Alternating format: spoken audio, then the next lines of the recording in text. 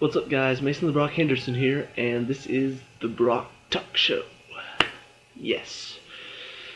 Didn't have one last week for the one or two people that are actually watching these. So this is kind of, yeah. I was busy last week, so that's why I didn't have one. If that makes sense. Really based on my schedule right now. Anyway, but this is a topic I definitely want to talk about because it's a big problem today in TV shows and movies everywhere. The top 5 worst reboots. It doesn't get much more simple than that, and I think you know that there are going to be a few that are definitely on this list. So, let's get down to it. Starting at number 5. Probably a big surprise that it's so low on the list. Transformers. Now, I just want to point out that these are the top 5 from what I've seen, so there are some that maybe should be on this list that are not. Transformers is one that it's really... The people that actually watch the Transformers cartoons may want it higher on the list, but the truth is that what we got was not from the first movie, obviously not the second movie, even the third movie, but not the fourth movie. We got exciting movies. We've got these movies that kind of got our attention and like, oh, look at this explosion. They captured our inner child. We wanted to see big robots fighting other big robots, explosions all around, exciting slow motion, all this stuff. It really did capture our inner child.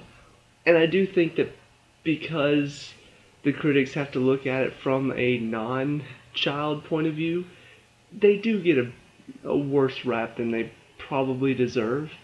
Because let's be honest, a little kid wrote it. Michael Bay practically has the mind of a little kid. So that's why, we did kind of get drawn to it at first, because our inner child was like, I want to see this movie. I want to see the explosions. I want to see the robots. That's all cool. So that's why it's lower on the list. It is a bad adaptation. It's a bad reboot, whatever you want to call it. The second and fourth movies especially, I have my own personal problems with those.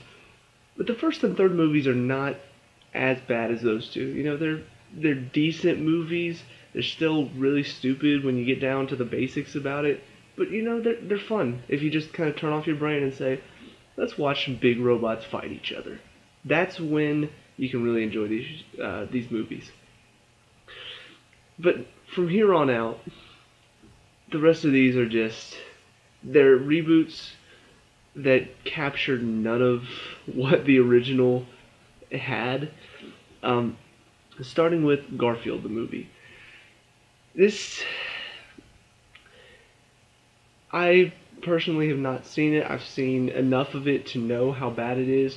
I've seen enough clips to know how bad it is. They didn't capture Garfield at all. Not only is the CG on this movie bad, not only are the characters nothing like from the Garfield comics, but Bill Murray even said that one of the best lines in Zombieland, "You have any regrets?" Garfield, maybe. that says it all right there. When the actor himself is willing to kind of say that, he even regrets that decision. So it's kind of sad because you've got Bill Murray, who has the voice to play a Garfield type character. When I think about Bill Murray, I even think like if he were a cat, he'd be Garfield. I mean, it was the perfect fit for the role, but then you make the movie so poorly, you CG the stuff so bad, you make the characters look nothing like in the comics. Even Garfield, who is supposed to be CG to look like the comics, does not look like the comics at all. And then he doesn't even act like Garfield. He's more motion based. He does all this stuff. Instead of making fun of Odie, instead of like kicking him around, beating him around, he has a dance off with him, because that's definitely how Garfield treats Odie in the comics. I've seen him throw Odie out a window before. I mean, come on. it had nothing to do with the original comics. It had nothing to do with what it was about, with what the character was about, why we enjoyed Garfield so much. It's pretty much us on our laziest days. Like we wake up and we go, oh, I'm not doing anything today. That was Garfield. That's why we could relate to Garfield. In this movie, he says, oh, I'm not doing anything, and then does everything. Like, it didn't make any sense at all. So, that one was bad. However, would you take such an awesome cartoon as Tom and Jerry, you make a movie on it, and take all the stuff that makes it funny, I'm going to make sure I get my grammar right. You take all the stuff that makes Tom and Jerry funny, and just strip it out and make a movie based off of them. That is just so much worse than Garfield the movie.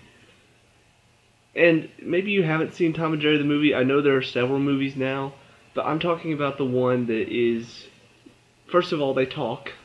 They have voices now. Do you not realize that one of the things that made Tom and Jerry so funny was the fact that they didn't talk, and when they did scream, like, Tom's scream was hysterical? I think I heard somewhere that it was actually William Hanna. It was one of either Hanna or Barbera. One of those two did the voice for Tom screaming. That was hysterical. Jerry didn't even have a scream. Like, whenever he laughed, I'm pretty sure it was it was just violins doing the laughing part. That made it so much better because there were no voices, there was no talking, there was no dialogue. It's just them constantly beating the crap out of each other. That was fun to watch. So first you give them voices, which now add dialogue. Why? And then they sing a song that, first of all, it's a musical out of nowhere. And they sing a song about friendship. And now they're friends. And now they're working together. That's what we want to see in a Tom and Jerry movie. We want to see them work. No! Are you kidding me? Did you not watch the cartoons? Like, did you not watch the cartoons and say, okay, so Tom and Jerry beating the crap out of each other makes it funny. Guys, we don't want this movie to be funny. We don't. Let's make them friends.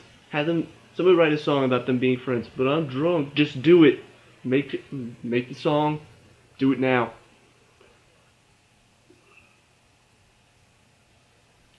And it should be so easy. Like, some of these newer movies, there's one about pirates, there's one about this race around the world. They're not as good as the original cartoons. But you know what? They're still funny. Because they keep... First of all, Tom and Jerry don't talk, still. Good choice. But not only that, they don't... There's still a rivalry there. There's still cat versus mouse movies. Even if there's stuff going on outside of that cat versus mouse thing, that's what they are at the heart of it. And that's still what we get. We still get to see them fighting each other. In this movie, we didn't get to see that except at the beginning and like a little bit at the end. Like the whole chunk of the movie was about them being friends and working together. That was a terrible, terrible choice. And just completely had nothing to do with the original cartoons. And that's kind of like this whole list. Obviously, all of these movies or TV shows are adaptations of the original, whether it's a comic or whether it was an actual TV show or whether it was a most of them are cartoons, actually. They're all cartoons. It's very... Obviously, because I'm younger, I haven't seen a lot of TV shows that have been remade now, back in the day. So most of these are like cartoons from my childhood that were remade now, or just before my childhood that I got to see. So yeah, my list is a little bit biased, but still pretty accurate. But I mean that's basically what most of these are, and Tom and Jerry perfectly exemplifies that. You have the original, and you make something that is based off of the original, but nothing like it. Just nothing from the source material. And all of the decisions they make actually make it 20, 30, 100 times worse than it actually was. The second one, maybe it's a little bit more of a personal choice for me, but one of my favorite shows when I was growing up, definitely Teen Titans. I mean, they had humor, they had good action, they had these intense episodes where it was really personal. They got into the characters grew. So, like at the beginning, they're struggling to fight together. You know, these bosses, or these, I call them bosses because I'm a video game nerd, these enemies that they have to fight, you know, some of them in the first season, by the fifth season, they're like showing up at the beginning, and it's just like, come on, guys, we could take them. Just no problem whatsoever. You know, like, I love the fact that they grew so much from just these teenagers who had no idea what they were doing to at the end, they're having to fight this league of bad guys, you know, led by this super genius brain. It was so well done. They did the show so well. I love the different things that they had to go through. There was always a good moral at the end of it.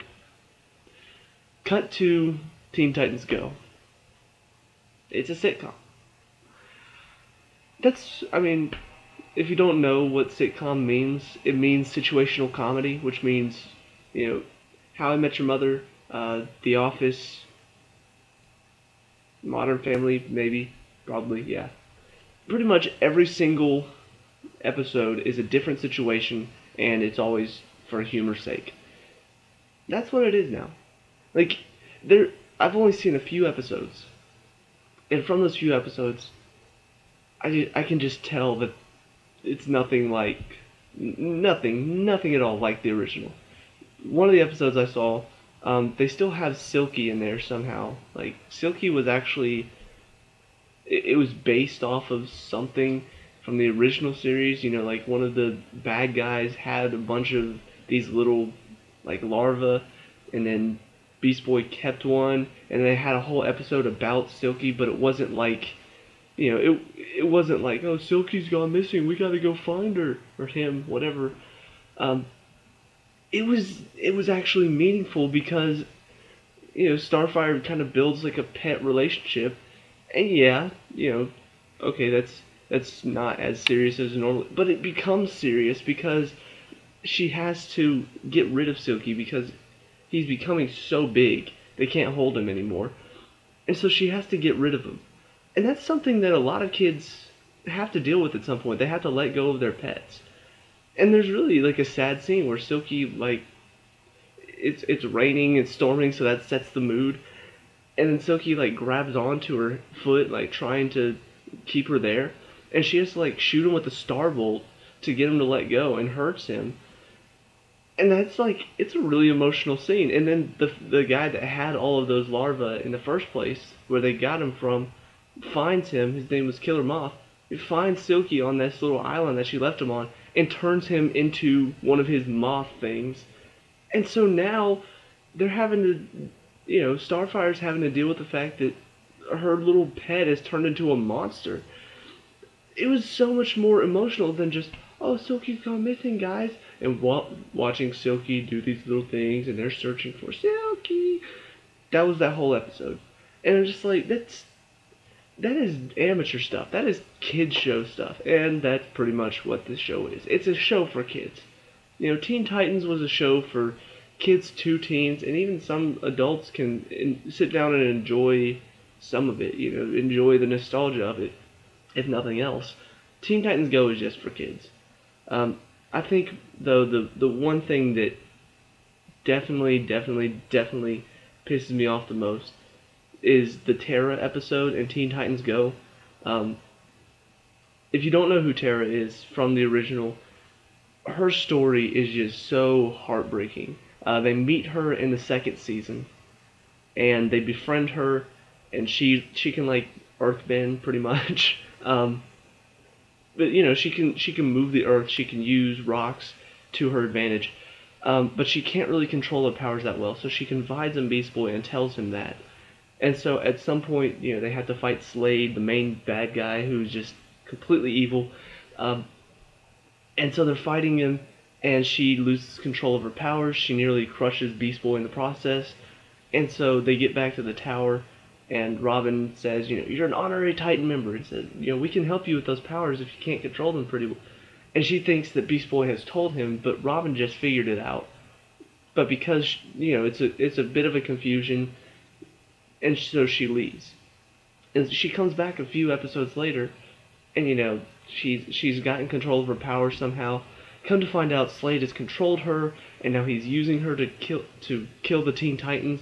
And so it's just this really emotional thing where she gets Beast Boy out of the tower, and they go on a date while the tower's being ransacked by Slade's people.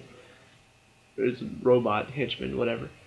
And so it's really emotional because you see, Beast Boy and her are really just clicking. They really get along. They really like each other. And at the end of the episode, she Beast Boy finds out that she works for Slade. And he's torn apart. Like, he's so heartbroken. So when she comes to destroy them later, that kind of hurts them. They're like, she used to be our friend, and now she's not. She's trying, and Beast Boy doesn't want to fight her, and so they all, they're like, we give her one more chance, and so she then proceeds to take them all down, thinking that she's destroyed them, but she hasn't. They all meet up, and so that whole final episode where they're having to beat her, and then she gets her redemption story. It's all so well done. Teen Titans Go just turns it into, she doesn't really like Beast Boy. Beast Boy is just in love with her, and every single time he tries, she's just like leading him on. She's like, so Beast Boy, can you show me the main control frame? He's like, yeah. And then she starts like doing stuff like, oh, can you get me the password to get into the main server so I might be able to look at your plan? Yeah. And then Raven's the only one that sees that she's bad, and everybody else is just, you're just jealous because Beast Boy likes her. Okay, first of all, Beast Boy and Raven, never a thing. Ever. So, fan fictions, cut it out. Never a thing. And even at the end, like, I was just like, I was thinking maybe they're just going to keep, oh, Raven, you're just... But then she has like a little smile at the end, like, oh, maybe it's true. And I'm just like, are you kidding me? Now you're just off the deep end. Like, you guys are idiots. You have no idea what you're doing. You don't know what the original show was like. You don't know what made the original show so great. Stop. Enough Teen Titans Go. You still got the original voice actors. You could make more Teen Titans. And then you make this stupid reboot. It didn't make any sense whatsoever. But nothing at all. I'm gonna put this down. Because I need to use both my hands for this one.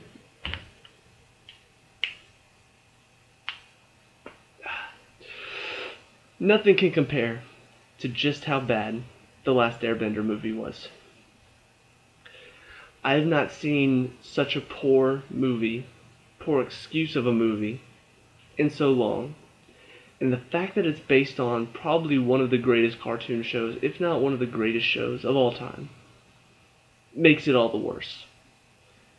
It's like, it's really hard to describe how frustrating this movie is. Like, you think about, here's The Last Airbender, like, it's, okay, here's like the bottom, okay? Here's The Last Airbender. It's at the bottom. But because it's based off such a great show, it just goes below the bottom. It's so bad, and it really frustrates me to the point where I kind of want to try to make my own Last Airbender movie just to make sure we have a better movie than that one. Because first of all, so many decisions that don't even make sense. Okay, you've got the fact that these characters look nothing like from the show. Like that. Qatar and Sokka are based off of like Eskimo tribe stuff. They're just plain white kids in the movie. The Fire Nation is based off of like Japanese culture. Like the art of ninja stuff and all that good stuff. Very Tao based. It was very well written in the show. They're Indians in this movie. Don't know why they're Indians. Um, the Earth Kingdom, based off of like Chinese culture in the cartoons. They're just they're just these plain people. Not even really not even really a certain culture. They're just earthbenders. That's all it is. And even the air even the airbenders, like they're supposed to be kind of monks. I guess you kind of made no, not really at all. Like I did not get a monk feeling from Aang at all. I'm sorry, Ong. It's just and yeah, people have made the argument before that the way they pronounce the names in the show are not how they're supposed to be pronounced. But I don't care. I really don't. Like, name pronunciation. This is how it's pronounced in the show. You should pronounce it that way in the movie. It's based off the show. Pronounce it that way in the movie. It's Aang. It's Katara. It's not Ong, Katara, Sokka. Katara's the only one that made the save. Wow, that's weird. Anyway, so such poor decisions on the characters themselves. There were a couple scenes that from the show to the movie didn't make any sense. You've got Aang escaping from the Fire Nation at the beginning. You know, Zuko and Iroh have taken him prisoner, and then he escapes, using some airbending trickery, and then flies away. In the show, Zuko and Iroh are like doing everything they can to get him back. They're like tracking him down. Aang's about to fly off. Zuko tackles him to the ground. In the movie, he just gets up to the top, flies away, and then he's like, "Oh, he got away," and that's it. That's pretty much it. Like, they don't even try. The earthbending prison, some reason on land. Okay, and this could be partially because the earthbending in this movie is not nearly as strong in this as in the show. Like, they've got the six guys,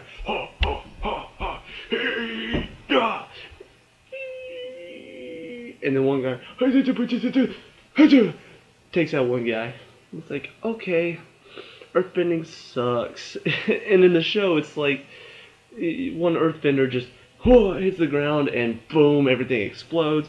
So in the show, they were on a metal ship where metal bending was not invented yet. So they couldn't do anything. They were stuck on the metal ship, sea all around them. It's not like, they couldn't really do much about that because there's no rock, there's no earth to bend. That makes sense.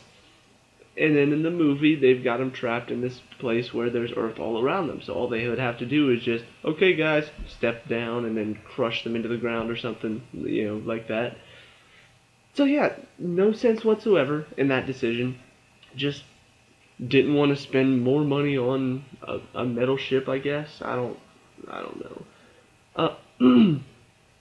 But not only that, the fact that they all get captured together, like in the show, Katara has to like pretend to earthbend to get herself captured. It was pretty clever how they did it. It was funny how they did it. So she gets on the ship and has to try to inspire these people on her own.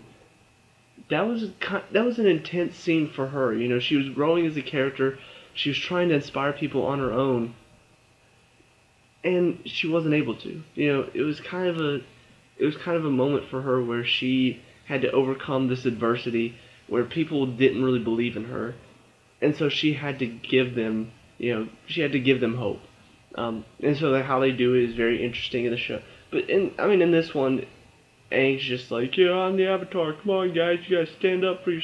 And then the firebenders are about to like hit him with fire, and then the earthbender like steps up and blocks the fire from him. And then they're all just like, yeah, let's fight back. And sure, they fight back, and I'm just like, this is stupid because the earthbending sucks. Even the airbending, like Aang's just sitting there like, and that firebender the whole time just standing there like, hey, come on, you gonna hit me? I can't keep doing this forever. It just the bending in the show or in the show. Yeah, no, yes. The bending in the show was so quick, it was fast, it was action packed. Every single time they were doing it, you could feel the power behind it. In the movie, they had to like do 20 different moves before anything actually happened.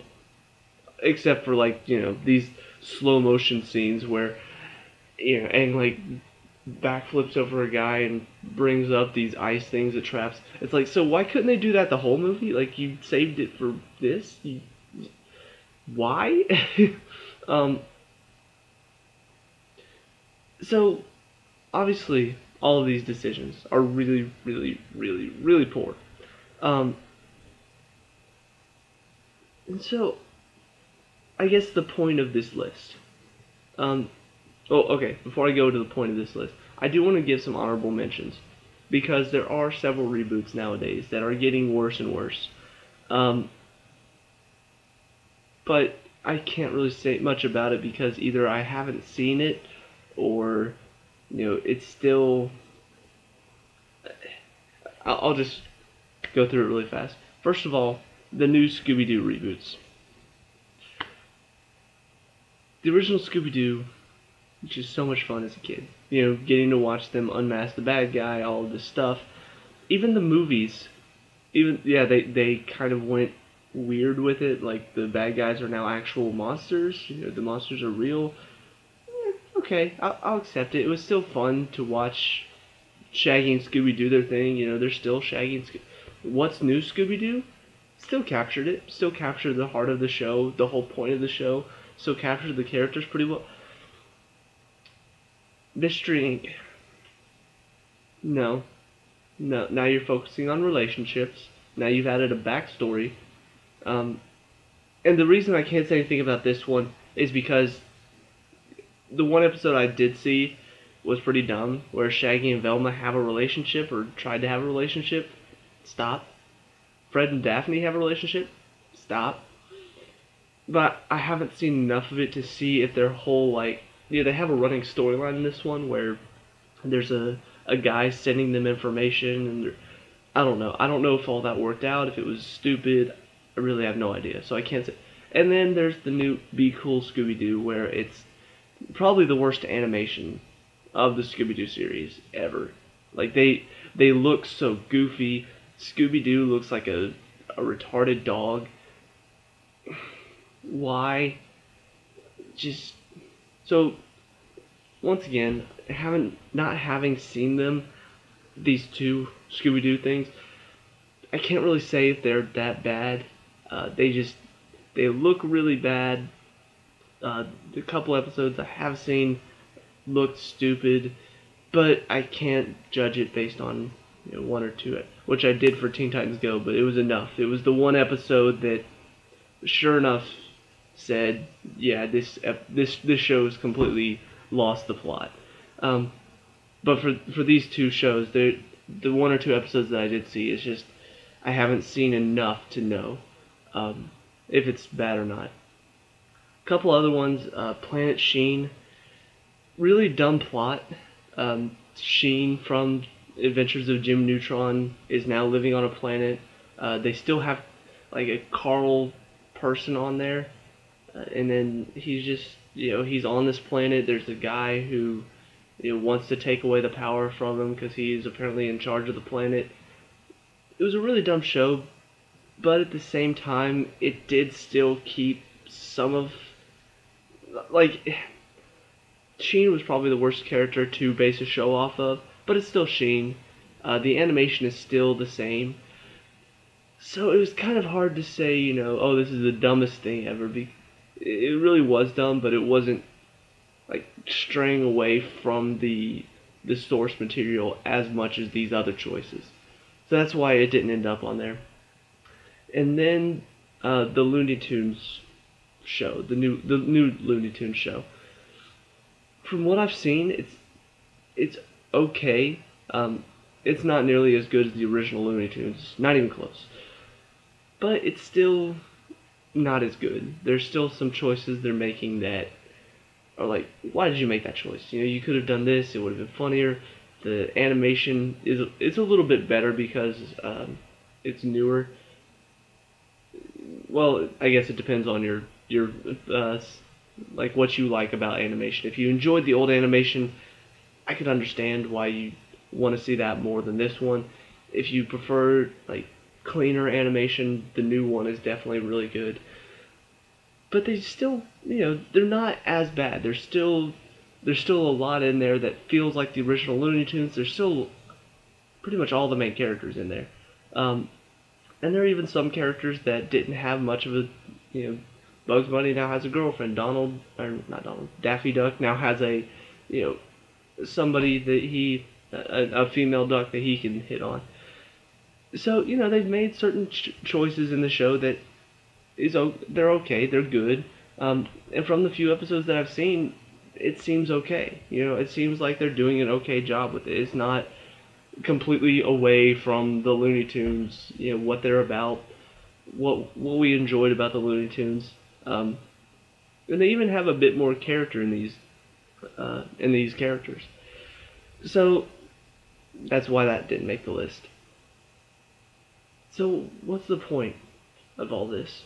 I think the main point is the fact that reboots can sometimes work. Obviously, like all the ones that I've mentioned cannot work, but we've seen reboots that have worked before. I mean, you look at Fargo, which I know this is weird talking about a bunch of kids shows and then go to Fargo. The movie was really good. Still have yet to watch it. I'm getting there. But the TV show, just as good. It's a reboot, but it's still good. I had another one. Oh, I mean, what's new Scooby-Doo? It was another one of the Scooby-Doo reboots, but it was a good reboot. I enjoyed it. It still felt like it was from the Scooby-Doo show. And so, I mean, even some of the newer superhero shows, some of the ones that were based on like the old Spider-Man show. Now they've had newer Spider-Man shows. Some of them have been okay, some of them not, some of them good. They can be good, but the main point is keep the spirit of the show alive. And obviously this is not going to reach that many people, but if you're going to reboot something, make sure that you actually get what the show was about, or the movie, whatever it's about. Make sure you have that in there, because if you don't, it's not going to be a reboot. It's going to be something completely different that everybody who enjoyed the original, they're not going to enjoy it because it's not going to feel anything like it. Star Wars prequel is probably the best example.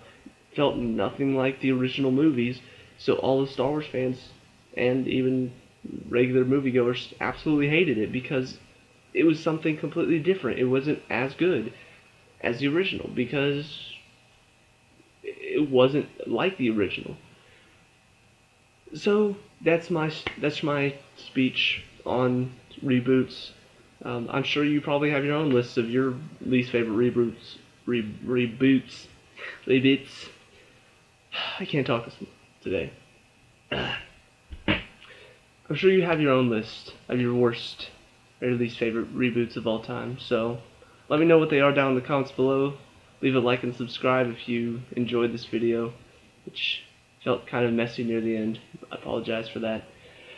But I'm tired, so running on fumes. But yeah, let me know what you guys think, and I'll see you at the next talk show. Peace out.